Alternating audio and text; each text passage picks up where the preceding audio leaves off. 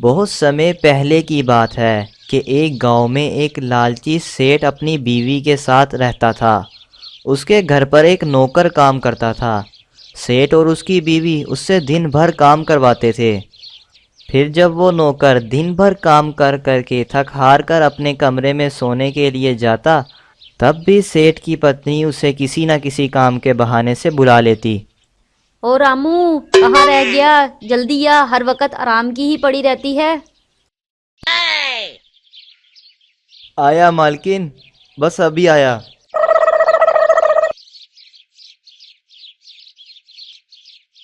تجھے سنائی نہیں دیا؟ میں تجھے کب سے پکار رہی ہوں، کیا میں تجھے پاگل لگتی ہوں؟ ارے نہیں نہیں مالکن، آپ نے ایک بار ہی تو بلایا تھا اور میں جھٹ سے چلا آیا۔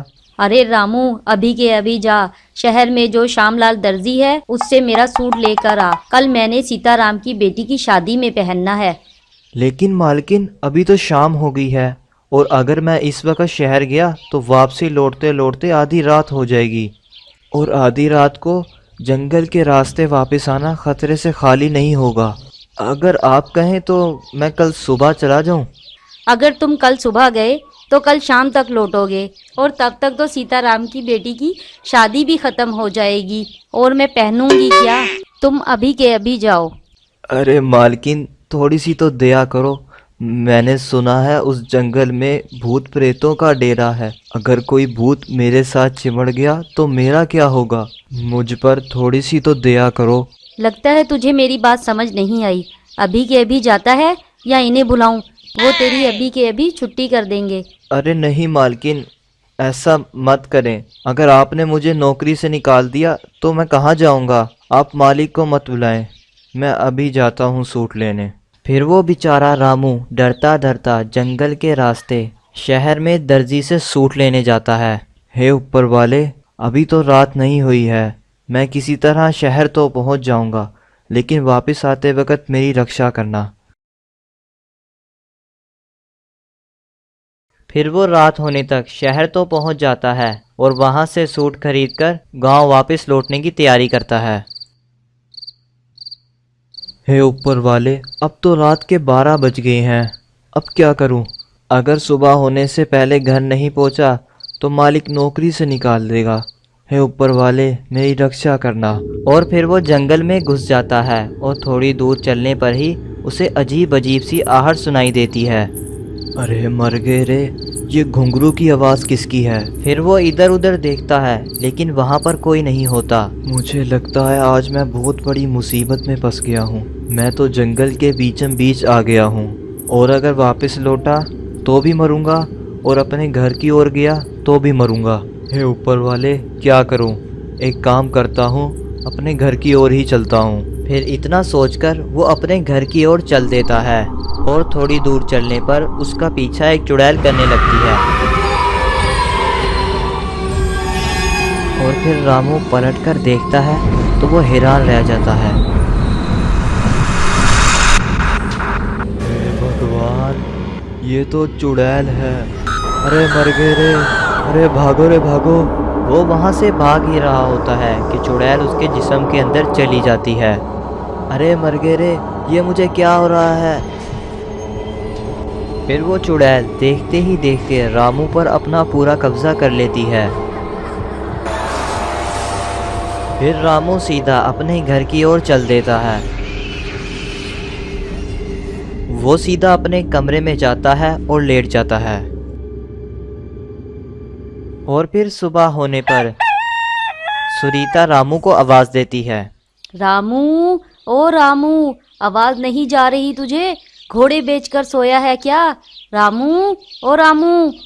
سریتا کے چلانے سے رامو کی آنکھ کھل جاتی ہے۔ ارے کون ہے یہ کم بخت جس نے میری نیند خراب کر دی؟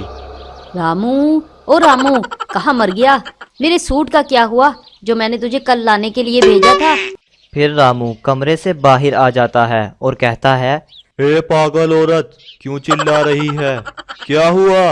ارے اس کی ہمت تو دیکھو، مجھے پاگل بول رہا ہے۔ ارے میں نے تجھے شہر سے سوٹ لینے بھیجا تھا، میرا سوٹ کدھر ہے؟ ارے مجھے نوکر سمجھ رکھا ہے کیا جو میں تیرے کپڑے لا کر دوں؟ خود جو لے آ۔ अरे इसकी हिम्मत तो देखो, मुझे इस तरह से कह रहा है। अभी रुक, मैं तुझे बताती हूँ, मैं इन्हें बुला कर लाती हूँ। फिर सुरीता जल्दी से अपने पति के पास जाती है और उन्हें सारी बात बताती है। अच्छा, उसकी इतनी हिम्मत, उसने तुम्हें बेवकूफ कहा। तुम चलो मेरे साथ, मैं अभी उसे सीधा करता हूँ। फिर वो दोनों नौकर के पास जाते हैं। हे रामू, तेरी इतनी हिम्मत, तू अपनी ही मालकिन से बदतमीजी करेगा? तुम दोनों अभी के अभी यहाँ से निकल जाओ। मेरा दिमाग मत खराब करो, नहीं तो तुम दोनों को यहाँ से उठा के बाहर फेंक दूंगा। अरे मर गए रे, इसमें इतनी हिम्मत कहाँ से आ गई? अरे सुरीता देखो तो, इसकी आंखें कैसे लाल हो रही हैं। अरे मैंने तो इसे शहर में अपना सूट लेने भेजा था, लगता है वापसी पर इस पर भूत आ गया है। हे रामू, मैं तेरे से डरता नहीं हूँ। अभी के अभी यहाँ से चला जा, वरना अच्छा नहीं होगा। तेरी इतनी हिम्मत, रुक अभी तुझे बताता हूँ। अरे मर गए रे, अरे रामू छोड़ मुझे। हमें। ए रामू, छोड़ हमें, ये सब तू अच्छा नहीं कर रहा। हे रामू जी, कृपा करके हमारी जान बख्श दो। आप जो कहेंगे हम करेंगे। आज से हम आपके नौकर हैं। कृपा करके बस हमारी जान बख्श दो, छोड़ दो हमें। फिर रामू उन दोनों को उठाकर घर से बाहर फेंक देता है। हाय मर गए रे, इसने तो मेरी कमर ही तोड़ डाली। हाय रामू, तेरा नाश मिटे। अजी आप ठीक तो है ना? अरे बेवकूफ औरत, तेरे पास कौन सा सूटों की कमी थी जो तूने उसे आधी रात को शहर में सूट लेने भेज दिया। अब ले ले मज़े। अजी मुझसे बहुत बड़ी गलती हो गई जो मैंने इसे सूट लेने भेज दिया। इसने तो हमें घर से ही बाहर निकाल दिया। अब हम क्या करें इस रामू का? अब तो सिर्फ गांव के मुखिया जी ही हमारी मदद कर सकते हैं। चलो हम अभी उनके पास चलते हैं। फिर वो दोनों गांव के मुखिया जी के पास जाते हैं। अरे मुखिया जी, हम बहुत बड़ी मुसीबत में फंस गए हैं, कृपया करके हमारी मदद कीजिए। क्या हुआ बेटा, तुम इतने घबराए हुए क्यों हो? अरे मुखिया जी, इस पागल औरत ने हमारे नौकर को आधी रात को जंगल में भेज दिया। उसके ऊपर कोई चुड़ैल का साया आ गया है। उसने हमें मारा भी और हमें घर से भी निकाल दिया। कृपया करके हमारी मदद कीजिए। बेटा इसका एक ही हल है, तुम्हें आधी रात को उसी जंगल में जाना पड़ेगा, वहीं तुम्हें इस मुश्किल का हल मिलेगा। अजी मुझे लगता है ये बाबा सिठिया गया है जो आधी रात को हमें उस जंगल में भेज रहा है। लेकिन मुखिया जी, अगर हम आधी रात को जंगल में गए तो हम भी अपने नौकर रामू जैसे बन जाएंगे। जंगल का भूत हमें नहीं छोड़ेगा। आखिर आप आधी रात को हमें जंगल में जाने के लिए क्यों बोल रहे हैं? उस जंगल में दो भूतों का जोड़ा रहता है, जिसमें से एक चुड़ैल है जो तुम्हारे घर पर है, और दूसरा भूत अभी भी उसी जंगल में है।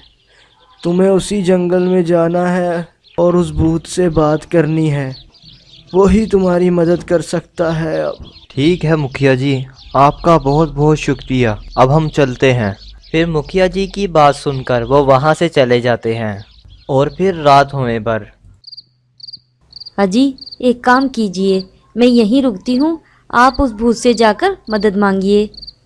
वाह वाह मूर्ख औरत, तूने मुझे भी अपनी तरह मूर्ख समझा हुआ है। चुपचाप मेरे साथ चलो, मैं अकेला नहीं मरने वाला। चलो मेरे साथ। फिर वो दोनों जंगल की ओर चल पड़ते हैं और कुछ देर चलने पर जंगल पहुंच जाते हैं। अरे भूत जी, आप कहाँ पर हैं?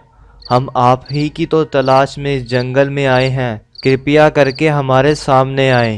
अजी ये एक आदमी का भूत है, आपकी आवाज़ सुनकर सामने नहीं आने वाला। मैं कोशिश करके देखती हूँ। राजा जी, राजा जी, आप कहाँ हैं? देखिए ना, मैं आपका कब से इंतज़ार कर रही हूँ। जल्दी आइए ना, और कितना इंतज़ार करवाएंगे? क्यों री पागल औरत, तेरा नाश मिटे। तूने कभी मुझे तो इतने प्यार से बुलाया नहीं। भूत जी, आप किसी गलत फहमी में मत आना। ये कोई सुंदर औरत नहीं है, बस मीठी मीठी आवाज़ निकाल रही है। असलियत तो कुछ और ही है। तो ठीक है, आप खुद ही पुकार लो उस भूत को, मैं चली वापस। अरे तुम नाराज क्यों होती हो?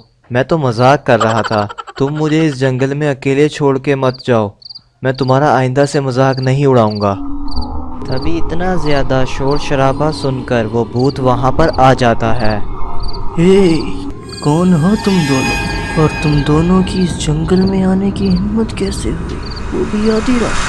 भूत जी, आपकी पत्नी ने हमारे नौकर के शरीर पर कब्जा कर लिया है, कृपया करके हमारी मदद कीजिए।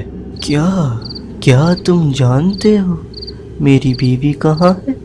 जी हजूर, आपकी पत्नी हमारे ही घर पर है, कृपया करके आप हमारे साथ चलिए और उसे अपने साथ इस जंगल में ले आए। मैं कब से अपनी पत्नी को ढूंढ रहा था, चलो मुझे उसके पास ले चलो। फिर वे तीनों अपने गांव की तरफ वापस चल पड़ते हैं और फिर कुछ ही देर में वो लोग अपने घर पहुंच जाते हैं। भूत जी, देखो आपकी पत्नी इसके अंदर है। अरे ए प्रीतम, तुम मुझे उस जंगल में अकेला क्यों छोड़ आई? चलो अब जाने का टाइम हो गया है, इसका जिस्म छोड़ दो और मेरे साथ चलो। भूत जी, हमें माफ़ कर दो, हम आज के बाद अपने नौकर को नहीं सताएंगे। मुझे लगता है इन्हें अपनी गलती का एहसास हो गया है। चलो अब चलें वापस अपने जंगल में, वैसे भी हमारी जगह जंगल में ही है। ठीक है, जैसा आप कहें। फिर वो चुड़ैल रामू का शरीर छोड़ देती है और वो दोनों जंगल में चले जाते हैं। तो दोस्तों, कैसी लगी आपको वीडियो? अगर पसंद आई है तो लाइक करें, शेयर करें और हमारे चैनल को सब्सक्राइब करके साथ घंटी के बटन पर भी क्लिक करें ताकि आपको आने वाली नई वीडियोस मिलती रहें।